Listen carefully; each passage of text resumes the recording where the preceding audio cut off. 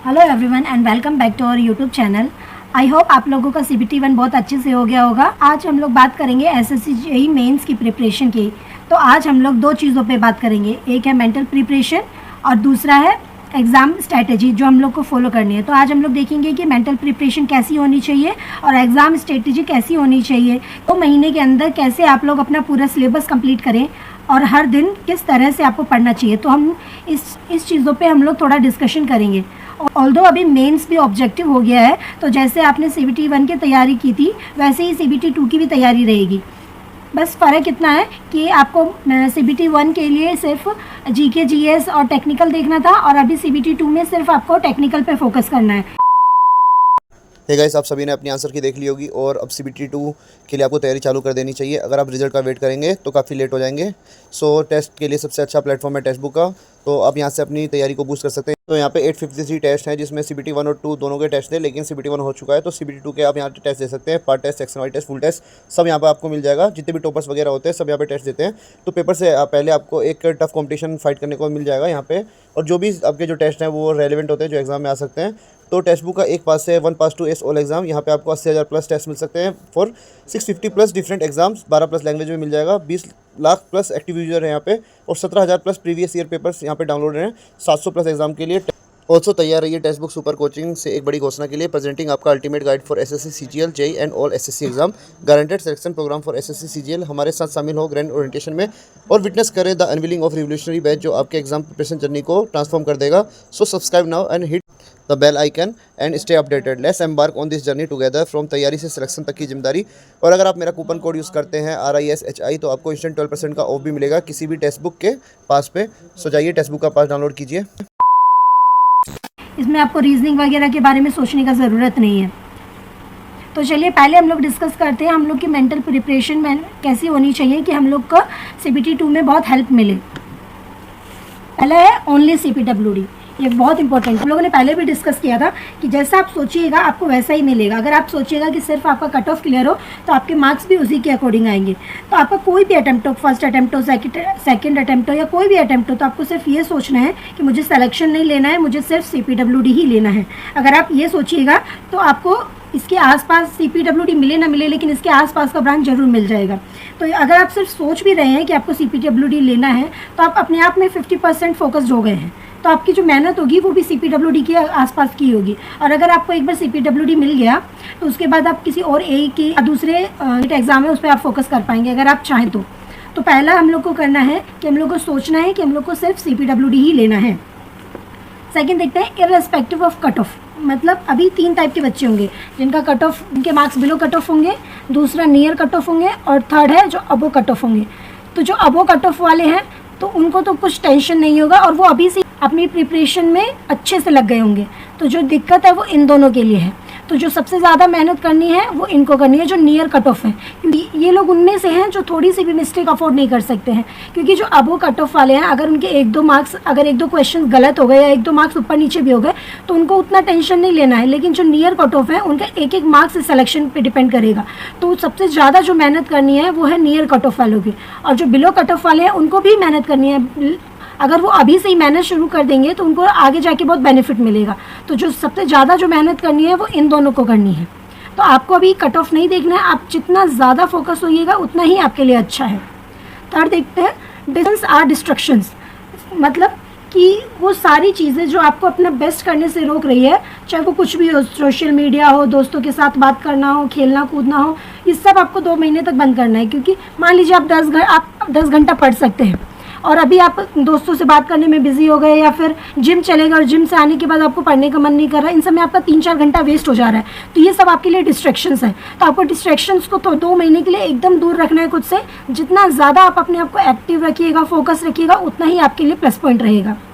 Fourth देखते हैं find entertainment इन studies, मतलब कि अगर आपको अपने पढ़ाई पे फोकस करना है तो आपको बाहर की जो एंटरटेनमेंट आप ढूंढते हैं सोशल मीडिया पे या फिर गेम्स खेलने लगते हैं या फिर कोई नॉवल पढ़ने लग जाते हैं, वो सबको थोड़े दिन के लिए बंद करना है। आपको अपने स्टडी को इस तरह से प्लान करना है कि आपको उसी को पढ़ने में मज़ा आए। उससे 2 बेनिफिट होगा, आपका कोर्स भी खत्म होगा और आप बोर भी नहीं होइएगा।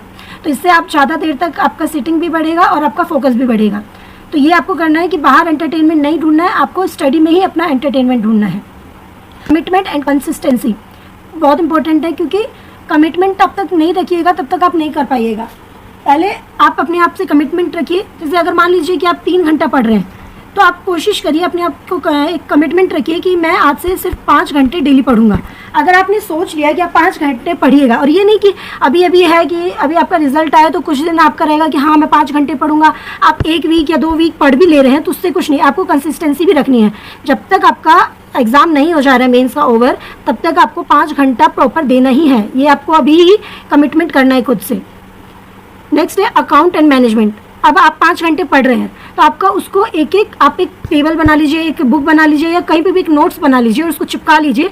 आज आपने क्या पढ़ा, मान लीजिए कि आप 7 घंटे पढ़ रहे हैं, तो आपके पास हर घंटे का एक स्लॉट होना चाहिए। मान लीजिए आपने 7 घंटा पढ़ा, तो आप एक नोट्स बना ली कि आपने 1 घंटे में क्या पढ़ा, जब आप दोबारा पढ़ने बैठे तो आपने क्या किया, थर्ड टाइम बैठे तो आपने क्या किया। इससे आपका क्या आएगा कि आपके पास मेंटेन रहेगा पूरा डाटा कि आपने पूरा 7 घंटे कहाँ यूटिलाइज़ किया, या 5 घंटे पढ़ रहे तो वो कहाँ यूटिलाइज़ किया। उससे क्या होगा कि आप नेक्स्ट टाइम में जब भी आइएगा पढ़ने, तो एक तो आप जैसे हम लोग क्या करते हैं, जब हम लोग के पास कोई आइडिया नहीं रहता तो हम लोग वापस से वही कहीं से भी शुरू कर देते हैं। तो अगर आप एक प्रॉपर मैनेज करके चलिएगा, आप एक प्रॉपर नोट्स बनाकर चलिएगा, एक रूटीन लेकर चलिएगा, तो आपको एक आइडिया रहेगा कि आपको नेक्स्ट टाइम जब आप पढ़ने बैठ रहे हैं तो आपको क्या पढ़ना है और कहाँ से शुरू करना है। तो आपका अकाउंट होना ही चाहिए कि आपने कितना पढ़ा और कहाँ से पढ़ा और कैसे कैसे पढ़ लिए है। Last but not the list, health.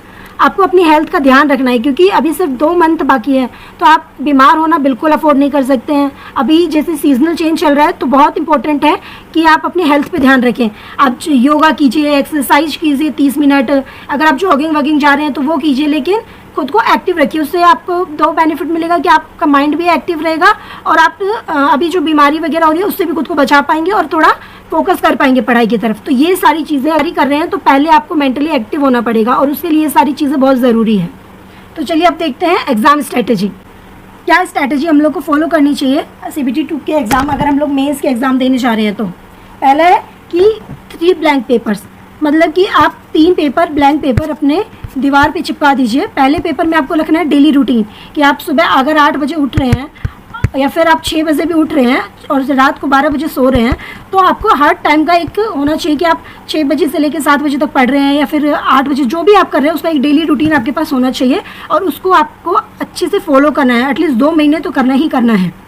Second paper में होना चाहिए स्ट्रैटेजी, मतलब कि मान लीजिए आपने पहले रूटीन में आपने 7 घंटे बनाए कि आप पढ़ रहे हैं, तो आपके पास स्ट्रैटेजी होनी चाहिए कि हर घंटे आप क्या पढ़ रहे हैं, क्या पढ़िएगा, कौन सी सब्जेक्ट को लेकर पढ़िएगा। और पहले 3 घंटे में आप इस थ्योरी को फॉलो कर रहे हैं या पहले 2 आवर्स या 3 आवर्स आप एग्जाम या मॉक टेस्ट पे फोकस कर रहे हैं। तो ये सबको प्रॉपर स्ट्रैटेजी होना चाहिए और आप लोग को उसको हार्डकोर फॉलो करना है। ये नहीं कि आपने 2 दिन उसको फॉलो किया, फिर तीसरे दिन अगर आपको कुछ नया मिल गया तो आप सोचे कि नहीं पहले 1 घंटा ये कर लेता हूँ उसके बाद ये करूँगा। नहीं, जो आपने स्ट्रैटेजी बनाई है आपको उसको हार्डली फॉलो करना है। Course complete per day. Third chart में आपको लिखना है कि आपने मान लीजिए आपने 1 घंटा FM पढ़ा, FM में आपने 1 घंटा पहले 1 घंटा मान लीजिए आपने फर्स्ट कोई चैप्टर उठा लिया, BMC उठा लिया, कुछ भी आपने पढ़ा, तो उसके आपने कितने क्वेश्चंस लगाए, कितने क्या टॉपिक कवर किया, ये सब का प्रॉपर आपका एक लिस्ट होना चाहिए, ताकि नेक्स्ट टाइम में आप अगर वो चैप्टर या FM दोबारा पढ़ रहे हैं तो आपको पता होना चाहिए कि इतना मैंने पढ़ लिया है और बस इसके आगे देखना है। तो आपको एक आइडिया मिल जाएगा कि आपको आगे क्या पढ़ना है। तो आप कंफ्यूज नहीं होइएगा कि आपने लास्ट टाइम कहाँ तक पढ़ा था, और आपका इससे टाइम भी मैनेज होगा और आप प्रॉपर देख पाइएगा कि आपको क्या करना है और कितना करना है। अगर आपका वो टॉपिक क्लियर हो गया है तो आपको जरूरी नहीं है कि आप दोबारा उससे जाओ, और इससे आपको रिविजन में भी हेल्प मिलेगी कि आप दोबारा रिवाइज करिएगा तो आपको पता रहेगा कि आपको इसमें प्रॉब्लम आ रही थी और आप इसमें इतना टाइम दिए हैं, तो आप उससे नेक्स्ट टॉपिक पे भी आप जा सकते हैं। नेक्स्ट है टेक्निकल पैकेज। टेक्निकल पैकेज में क्या रखना है, तो जैसे आपने टेक्निकल पैकेज में ले लिया कि आपको ESC के PYQ लगाने हैं या फिर AE के PYQ लगाने हैं आपको। तो पहले मान लीजिए आपने कमिटमेंट रखा है कि आप 1 घंटे में इसके 80 क्वेश्चंस कर लेंगे, क्योंकि आपने इसका रिवाइज वगैरह कर रखा है। मान लीजिए कोई टॉपिक है या फिर 80 रहने दीजिए, आप मान लीजिए 50 क्वेश्चन ही कर रहे हैं, तो आपको टेक्निकल पैकेज में रखना है कि मान लीजिए आपने 1 घंटे में किया, गए उस पर आपने इसका कोई भी एग्जाम टेक्स्ट बुक पे गए या फिर कोई भी जो आपने कोर्स खरीद रखा है, टेस्ट सीरीज ले रखा है, उस पर गए, आपने सिंपली उसको सबमिट कर दिया बिना उसको अटेम्प्ट किए, तो उससे क्या होगा कि आपके पास जो 80 क्वेश्चन है या फिर जितने भी क्वेश्चन है उसमें, तो वो आपके पास आ जाएंगे सबको। तो आपको एक एक क्वेश्चन को अटेम्प्ट करना है। अगर मान लीजिए आपने 3 क्वेश्चन अटेम्प्ट किया, आपसे हो गया, 4th क्वेश्चन पे आप गए और आपको नहीं मिला, तो आप पहले जाके उसके नोट्स देखिए, उसके सॉल्यूशंस देखिए, और फिर उसके सॉल्यूशन देखने के बाद आप वापस आके देखिए कि आप किस वजह से उस पर अटक रहे थे, और फिर उसको अच्छे से गो थ्रू करने के बाद आप नेक्स्ट क्वेश्चन पे जाइए। अगर आप एक दिन में, आप सिर्फ 1 घंटे में सिर्फ 40 क्वेश्चन भी उसको देख पा रहे हैं, तो कोई प्रॉब्लम वाली बात नहीं है, क्योंकि 1 घंटे में 40 क्वेश्चन को आप प्रॉपर नोट्स वगैरह के साथ भी अगर आप कर रहे हैं तो आपने अच्छे से कवर कर लिया है। तो ये आपका एक बेसिकली टेक्निकल पैकेज हो गया कि आपने 1 घंटे में 40 क्वेश्चन का पैकेज बना लिया। तो आपको ऐसे टेक्निकल पैकेज बना के अपने कॉन्सेप्ट को क्लियर करना है। टेक्निकल बूम में क्या हो गया, टेक्निकल बूम में हम लोग पूरा कोर्स को रिवाइज करते हैं, मतलब कि जो जो टॉपिक आपका छूट गया होता है, हम लोग उसके सारे कॉन्सेप्ट्स को एक बार दोबारा देखते हैं, जो शॉर्ट नोट्स से या फिर जो आपने एक पर्टिकुलर कॉन्सेप्ट का एक नोट्स बना रखा हो, उससे हम लोग पूरा रिवाइज करते हैं। मान लीजिए आप एफएम कर रहे हैं, तो एफएम में मान लीजिए पहला आ गया प्रॉपर्टीज ऑफ लिक्विड, दूसरा आ गया हाइड्रोस्टैटिक फोर्स,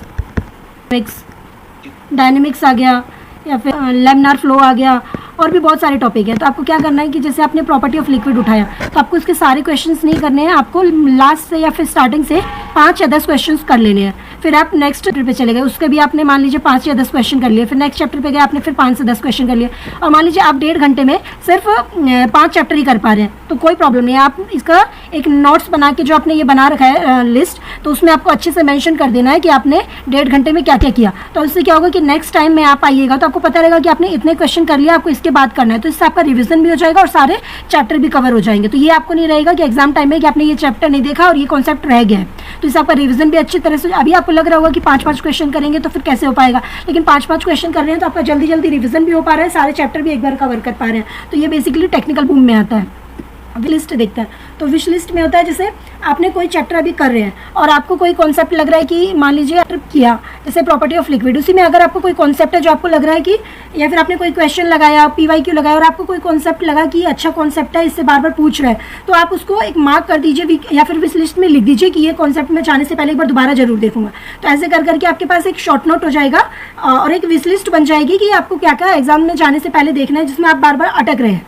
तो आप एग्जाम से 1 या 2 दिन पहले आप वो एक बार विश लिस्ट अगर आप पूरे से देख लीजिएगा, तो उससे आपको कॉन्फिडेंस बनेगा कि हाँ ये टॉपिक में मैं अटक रहा था और ये मैंने एक बार जाने से पहले देख लिया है, तो आपके लिए वो बहुत बेनिफिट रहेगा। Last but not the least, mock test. तो मॉक टेस्ट को आपको लगाना ही है। जैसे आपने कोई चैप्टर किया, आपने जैसे 7 घंटे पढ़ रहे हैं, तो आप मान लीजिए कि स्टार्टिंग के 6 घंटे या फिर स्टार्टिंग के 5 घंटे आपने सोच लिया कि मैं ये चैप्टर का आज मैं पढ़ रहा हूँ, आपने FM पढ़ा मान लीजिए, तो आप लास्ट के जो 2 घंटा बच रहा है तो उसमें मॉक टेस्ट लगा लीजिए और उसको अच्छे से एनालाइज कीजिए कि आपने जो पूरा सुबह से जो पढ़ा है वो आप उसका दे पाए हैं या नहीं, आपने पूरा जो दिन आपने जिस टॉपिक पे एनालाइज किया, आपने जिस टॉपिक को अच्छे से रीड किया है, उसके टेक्निकल पैकेज को देखा है, तो एफर्ट रहा वो आप यूटिलाइज कर पा रहे हैं नहीं। अगर आपको लगे कि आप कहीं पर अटक रहे हैं, कोई मॉक टेस्ट के कोई क्वेश्चन नहीं बन रहा है, तो आप फिर वही स्ट्रैटेजी फॉलो कीजिए जो हम लोग टेक्निकल पैकेज के टाइम में कर रहे थे। उसके आंसर्स देखिए, उसके नोट्स देखिए कि वो किस स्ट्रैटेजी को फॉलो कर रहा है, कैसे उसने सॉल्व किया है, और फिर उसको देख के फिर उसको अगर आपको फिर भी नहीं समझ में आ रहा है या लग रहा है कि आप बाद में भूल सकते हैं, तो उसको विश लिस्ट में रख दीजिए ताकि आप नेक्स्ट टाइम में उसको दोबारा अच्छे से रिवाइज कर सकें। तो बेसिक ये आपको एक ब्रीफ आइडिया मिल ही गया होगा कि हम लोग को CBT 2 में क्या स्ट्रैटेजी फॉलो करनी है और कैसे करनी है, और बाकी आपका जो टाइम टेबल आप अपने अकॉर्डिंग मैनेज कर सकते हैं। कोशिश करिए कि एटलीस्ट 8 to 10 आवर्स अभी दे पाएँ, क्योंकि 2 ही महीने की बात है, उसके बाद आप अपनी मर्जी से अपना कर सकते हैं, एक बार आपको सिलेक्शन मिल गया हो तो hope you like this video. Thanks for watching.